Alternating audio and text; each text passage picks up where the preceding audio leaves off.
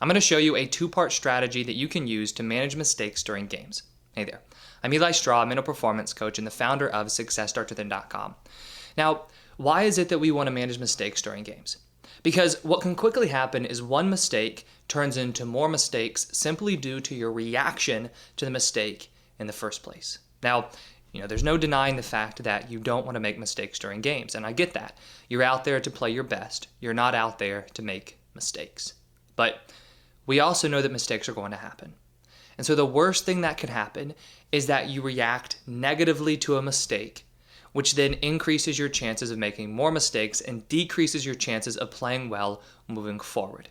So something I always tell athletes that I'm working with in one-on-one coaching is that it's not about whether or not you make mistakes. That's not really the question.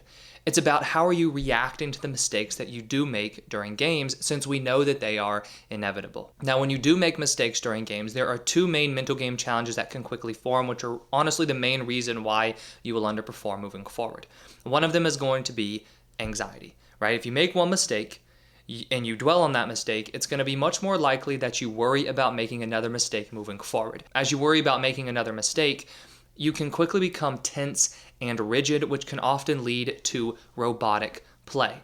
And the more that you worry about making a mistake in the future, the more you're going to fear making mistakes in the future as well. And this can lead to the fear of failure. Now, the fear of failure, much like performance anxiety, is going to be all about thinking about what's going to happen in the future. I don't want to make a mistake. I'm afraid of making a mistake, right? And when you have the fear of failure, this can cause you to play timidly. Because now all of a sudden, especially after you've already made a mistake, you're not playing to succeed, you're playing not to make another mistake. And that causes a really big difference in your mindset when you're out there competing. A term one athlete used recently that I was talking to was playing it safe. After he makes one mistake, he tends to play it safe moving forward. Now, yes, playing it safe might cause you to not make more mistakes. But do you know what playing it safe also leads to? You underperforming. So then you get to the end of the game and you feel frustrated. Not just frustrated because you made a mistake, but frustrated because you held yourself back and you performed below your potential. Now, knowing this, we want to make sure that you have a strategy in place for managing mistakes. Now, there are many different tools and techniques that you can use, and that's one of the benefits of one-on-one mental performance coaching, is that when I'm working with an athlete in one-on-one coaching, we can tailor this strategy specific to them.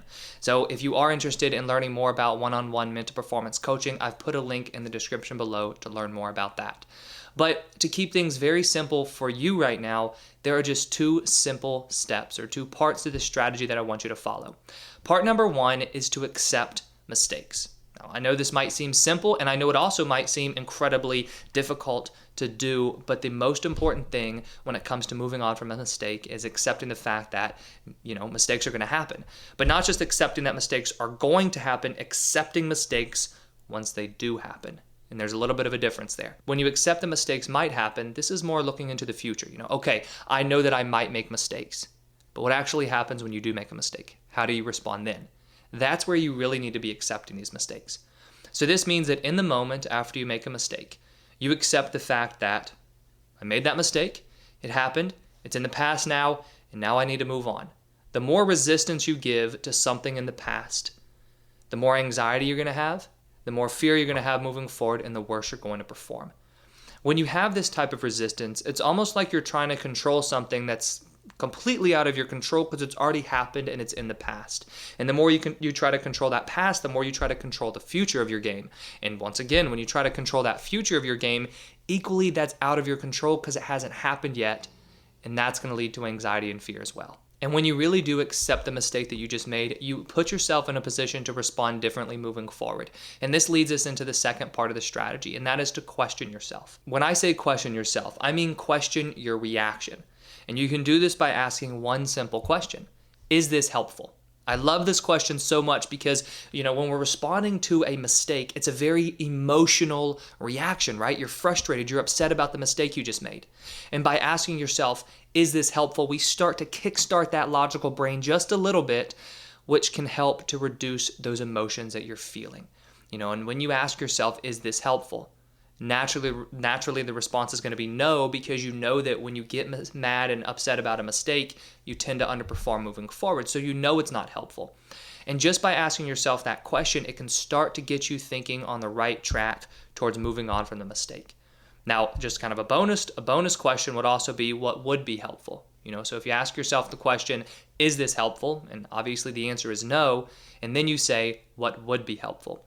What would be helpful might be, okay, I need to learn from it, all right, and let it go and move on and focus on this next play. What would be helpful is, well, right now I just struck out, I'm in the dugout, all right, let me just cheer my teammates on.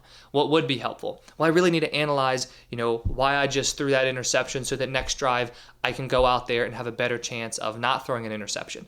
There's always something more productive you can be doing other than beating yourself up over the mistake that you just made. So right now, if you want to manage mistakes better during games, make sure that you are accepting the mistake, right? Accepting that not only if there's the possibility of mistakes, but once you make a mistake, accept the fact that it's made, and then question yourself. Is this helpful? And then what would be helpful? Because remember, if you don't respond to mistakes in a positive way, this is going to increase anxiety. It's going to increase fear, which is going to lead to underperforming. Now, speaking of fear when you play, if you are experiencing the fear of failure right now as an athlete, I've linked another video right here that goes into detail on what the fear of failure is and starts to talk about some tips and some techniques that you can use to overcome the fear of failure in sports. I hope you enjoyed this video, and if you did, please hit that like button and subscribe if you haven't already. I put out new videos each week on sports psychology and mental training.